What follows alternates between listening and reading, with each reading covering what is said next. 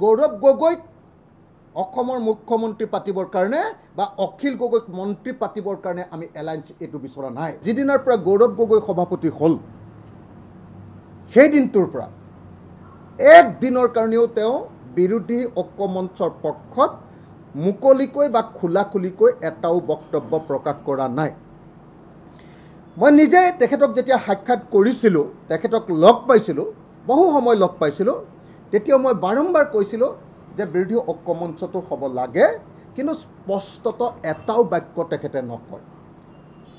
তেখেতে কেৱল কয় যে ছেপ্টেম্বৰ মাহত আমি কথা পাতিম, না পজিটিভ না নিগেটিভ, একো কথা নকয়।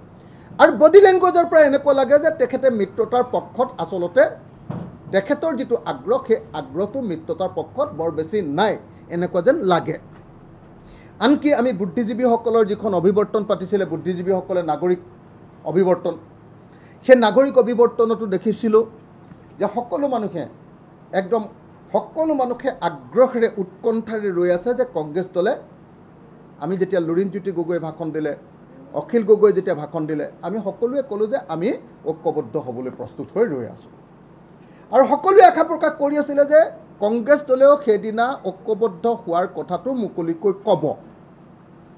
নক'লে। গৌৰৱ গগৈ ভাষণ দিলে, এটা পলিটিকেল ভাষণ দিলে, এটা ডিপ্ল'মেটিক ভাষণ দিলে, কিন্তু বিৰোধী ঐক্যমঞ্চ হ'ব বুলি তেওঁলোকে নক'লে, বৰং এটাই বাক্য ক'লে যে কংগ্ৰেছে অকলে নিৰ্বাচন নেখেলে।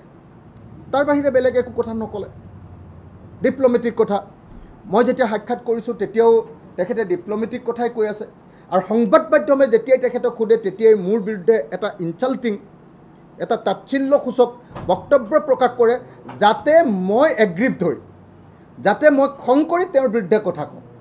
কিন্তু আপোনালোকে নিশ্চয় লক্ষ্য কৰিছে যে গৌৰৱ গগৈ সভাপতি হোৱাৰ পাছত কংগ্ৰেছ দলৰ বিৰুদ্ধে মই এটাও বাক্য কোৱা নাই।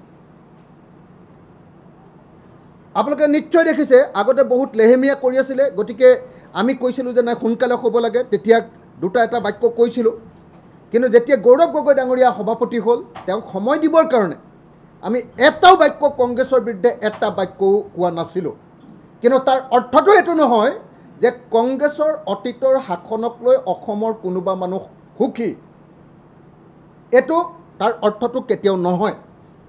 কিন্তু তাৰ পাছতো কেৱল আৰু কেৱল বিজেপিক উচ্ছেদ কৰাৰ স্বাৰ্থত, বিজেপিক খেদাৰ স্বাৰ্থত, বিজেপিৰ পৰা অসমৰ মানুহক পৰিত্ৰাণ দিয়াৰ স্বাৰ্থত অসমৰ প্ৰত্যেকটো দল, আজি মই আপোনালোকক ক'ব পাৰোঁ CPI দল, CPM দল, CPI-ML দল,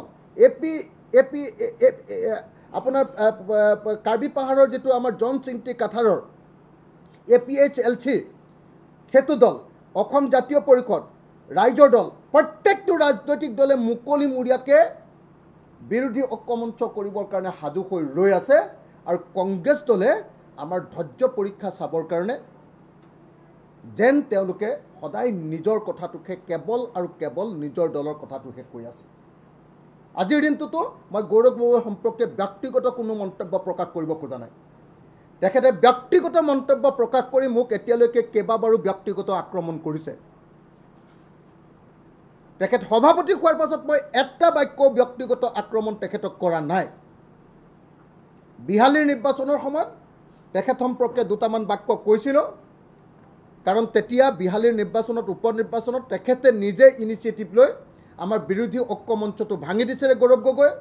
সেইকাৰণে তেখেতৰ সম্পৰ্কে কেইটামান ক্ৰিটিকেল বাক্য কৈছিলোঁ। তাৰ পাছত এটা বাক্য কংগ্ৰেছৰ বিৰুদ্ধে বা গৌৰৱ গগৈৰ বিৰুদ্ধে কোৱা নাই। কেৱল আৰু কেৱল অসমৰ স্বাৰ্থত, অসমীয়া মানুহৰ স্বাৰ্থত, অসমৰ জনগণৰ স্বাৰ্থত, অসমীয়া জাতি, অসম ৰাজ্য আৰু অসমৰ জনগণৰ স্বাৰ্থত। কিন্তু দুৰ্ভাগ্যজনকভাৱে কংগ্ৰেছে আমাক উচতনি দি আছে। দুৰ্ভাগ্যজনকভাৱে গৌৰৱ গগৈ আমাক উচতনি দি আছে। মই জানো যে গৌৰৱ গগৈ বাহিৰে প্ৰায় আটাইবিলাক মানুহে এই সময়ত বিৰোধী ঐক্যমঞ্চৰ কাৰণে কংগ্ৰেছ দলৰ আটাইবিলাক নেতৃত্ব ঐক্যবদ্ধ যে বিৰোধী ঐক্যমঞ্চ লাগে। কিন্তু কিবা এটা ৰহস্যজনক কাৰণত গৌৰৱ গগৈ ডাঙৰীয়াই এই বিৰোধী ঐক্যমঞ্চটোৰ ক্ষেত্ৰত পিছুৱাই গৈ আছে। আৰু কেৱল তেখেতে অকলে, আমি ক'বলৈ বেয়া, কিন্তু কেৱল তেখেতে অকলে আমি জনামতে কংগ্ৰেছ দলৰ ভিতৰত গোটেই বিৰোধী ঐক্যমঞ্চটোৰ ক্ষেত্ৰত সিদ্ধান্ত নোলোৱাকৈ ৰাখি দিছে। গতিকে তেখেতে গৌৰৱ গগৈ ডাঙৰীয়াই মোক ব্যক্তিগত আক্ৰমণ কৰিছে, কিন্তু মই তেখেতক ব্যক্তিগত আক্ৰমণ আজি কৰা নাই। মই এটা কথা স্পষ্টকৈ কৈ দিছোঁ যে ৰাহুল গান্ধী ডাঙৰীয়াকো মই আবেদন জনাইছিলোঁ, আপোনাৰ খাৰ্গে ডাঙৰীয়াকো আবেদন জনাইছিলোঁ, আহ্বান জনাইছিলোঁ। বহুতে মোক কৈ আছে যে কিয় কৈ আছা? মই কৈ আছোঁ যে নহয়, সোনকালে হ'ব লাগে, তেতিয়াহে আমি সৰুৱাব পাৰিম। সদায় কংগ্ৰেছে যিটো কৰে যে নিৰ্বাচনৰ সময়ত কেণ্ডিডেট ঠিক কৰি দিয়ে, যিদিনা নমিনেশ্যন দিব তাৰ আগদিনা ঠিক হয়, তেতিয়াহ'লে কোনোবা মানুহ আমাৰ জিকিব, বিৰোধী পক্ষই জিকিব পাৰিব নেকি? যদি সঁচাকৈ বিৰোধী পক্ষ জিকিব লাগে, আগৰ পৰা সকলোৱে প্ৰস্তুত কৰিব লাগিব। আৰু যদি সঁচাকৈ বিৰোধী পক্ষৰ মাজত একতা হ'ব লাগে, কাইলৈ ইলেকশ্যনৰ সময়ত যেতিয়া একতা হ'ব, আমাৰ ওপৰে ওপৰে লিডাৰবিলাকে হাত দাঙি দিম একেলগতে। গৌৰৱ গগৈ, অখিল গগৈ, লুৰিণজ্যোতি গগৈ, মনোৰঞ্জন তালুকদাৰ, সুপ্ৰকাশ তালুকদাৰ, কনক গগৈ চবেই একেলগতে হাত দাঙি দিম। জন সিং টিকাটাৰ চবেই হাত দাঙি দিম। বিবেক দাস চবেই একেলগতে হাত দাঙি দিম। কিন্তু সেই যিটো একতা, সেইটো তলৰ পৰ্যায়লৈ পাবগৈনে? তৃণমূল পৰ্যায়লৈ? তৃণমূল পৰ্যায়লৈ পাবলৈ হ'লে অতি কমেও আমি সময় লৈ 50খন 60খন প্ৰত্যেকখন সমষ্টিতে এটা দুটা এখন দুখন মিটিং কৰিবৰ কাৰণে আমি সুযোগ পাব লাগে গ্ৰাছৰুট লেভেললৈকে। সেইকাৰণে পঞ্চায়ত ইলেকশ্যনটোৱে আমাৰ আটাইতকৈ ভাল সুবিধা আছিলে। পঞ্চায়ত ইলেকশ্যনটোত যদি আমি ঐক্যবদ্ধ হৈ গ'লোহেঁতেন, একদম গ্ৰাছৰুট লেভেললৈকে আমাৰ একতা বাঢ়ি গ'লহেঁতেন। কিন্তু আজিৰ দিনটোত যেতিয়া যিমানেই কংগ্ৰেছে পিছুৱাই গৈ আছে, কেণ্ডিডেটবিলাকৰ আকাংক্ষা বাঢ়ি গৈ আছে প্ৰত্যেকটো দলৰে, আৰু প্ৰত্যেকটো দলেৰে নিজৰ নিজৰ অঞ্চলত নিজৰ নিজৰ কেণ্ডিডেটবিলাকে পইচা খৰচ কৰা, ইনভেষ্টমেণ্ট কৰা আৰম্ভ কৰি দিছে। যেতিয়া প্ৰত্যেকজন কেণ্ডিডেটে নিজৰ পইচা খৰচ কৰিব, ইনভেষ্টমেণ্ট কৰিব, নিজে সোমাই যাব, একদম বুথ পৰ্যন্ত গোটেই কমিটিবিলাক গঠন কৰি সাজু কৰিব, তাৰপিছত কোন পাৰ্টীয়ে কাৰ চিট এৰি দিব। সেইকাৰণে কৈছিলোঁ যে সোনকালে এলায়েন্সটো হৈ যাব লাগে, নহ'লে আমি লিডাৰবিলাকে হাত দাঙি একেলগতে ক'ম যে আমি একেলগে আছোঁ, শেষৰ অৱস্থাত হ'লে কিন্তু জনতাৰ মাজত সেই একতা তললৈকে তৃণমূল পৰ্যায়লৈকে বিয়পি নাযাব। সেইকাৰণে বাৰম্বাৰ এই ইলেকশ্যনৰ এই একতাৰ কথা, এই এলায়েন্সৰ কথা, বিৰোধী ঐক্যমঞ্চৰ কথা কৈছোঁ। আৰু যিমানবাৰ বিৰোধী ঐক্যমঞ্চৰ কথা কৈছোঁ, কংগ্ৰেছ দলৰ সভাপতি গৌৰৱ গগৈ ডাঙৰীয়াৰ পৰা এটাও ইতিবাচক সঁহাৰি পোৱা নাই। সদায় ব্যক্তিগত আক্ৰমণ উল্টাই পাইছোঁ, সদায় গালি পাইছোঁ, সদায় তাচ্ছিল্য পাইছোঁ। আৰু এইকাৰণে গৌৰৱ গগৈ ডাঙৰীয়াক স্পষ্ট ৰূপত জনাই দিব খুজিছোঁ যে এইটো গৌৰৱ গগৈক অসমৰ মুখ্যমন্ত্ৰী পাতিবৰ কাৰণে বা অখিল গগৈক মন্ত্ৰী পাতিবৰ কাৰণে আমি এলায়েন্স এইটো বিচৰা নাই।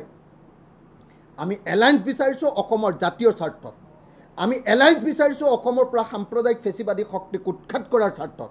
আমি এলায়েন্স বিচাৰিছোঁ অসমৰ প্ৰত্যেকজন দুখীয়া মানুহ, শ্ৰমিক, কৃষক, যিবিলাকৰ এতিয়া সাংঘাতিক বিপদ হৈছে, প্ৰত্যেকজন মানুহৰ কণ্ঠ ৰোধ কৰি শেষ কৰি পেলাইছে সেই চৰকাৰখনে, বিজেপি চৰকাৰখনে।